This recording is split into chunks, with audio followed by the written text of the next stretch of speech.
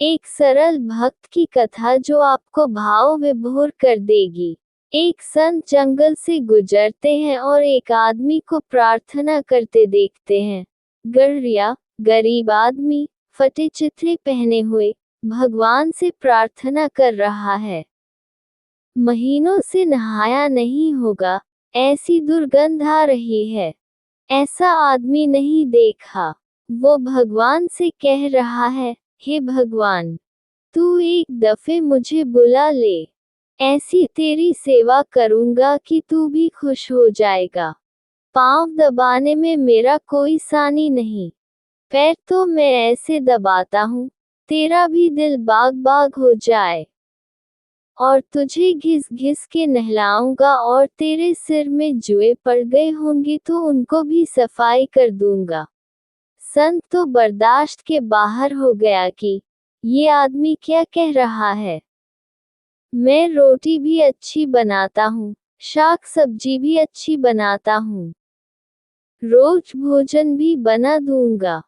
थका मांदा आएगा, पैर भी दाब दूंगा, नहला भी दूंगा। तू एक दफे मुझे मौका तो दे।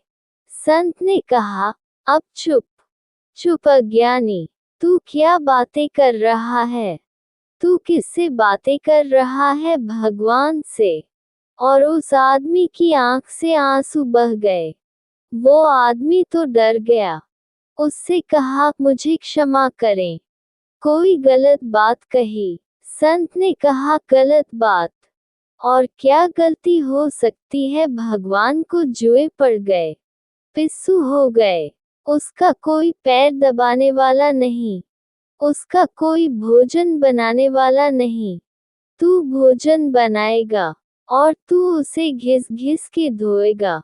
तूने बात क्या समझी है? भगवान कोई गड़रिया है। वो गड़रिया रोने लगा। उसने संत के पैर पकड़ लिए। उसने कहा, मुझे क्षमा करो। मुझे क्या पता, मैं तो बेपढ़ा लिखा गंवार हूँ। शास्त्र का कोई ज्ञान नहीं, अक्षर सीखा नहीं कभी। यही पहाड़ पर इसी जंगल में भेड़ों के साथ ही रहा हूँ। भेड़िया हूँ, मुझे क्षमा कर दो। अब कभी ऐसी भूल न करूँगा, मगर मुझे ठीक ठीक प्रार्थना समझा दो। संत ने उसे ठीक ठीक प्रार्थना समझाई। वो आदमी कहने लगा, ये तो बहुत कठिन है। ये तो मैं भूल ही जाऊंगा। ये तो मैं याद ही न रख सकूंगा। फिर से दोहरा दो। फिर से संत ने दोहरा दी। वो बड़े प्रसन्न हो रहे थे मन में कि एक आदमी को राह पर ले आए भटके हुए को। और जब संत जंगल की तरफ अपने रास्ते पे जाने लगे, बड़े प्रसन्न भाव से, तो उन्होंने बड़े जोर की आवाज में गर्जना सुनी आकाश में और भगवान की आवाज आई, महात्मन, मैंने तुझे दुनिया में भेजा था कि तू मुझे लोगों से जोड़ना, तूने तो तोड़ना शुरू कर दिया।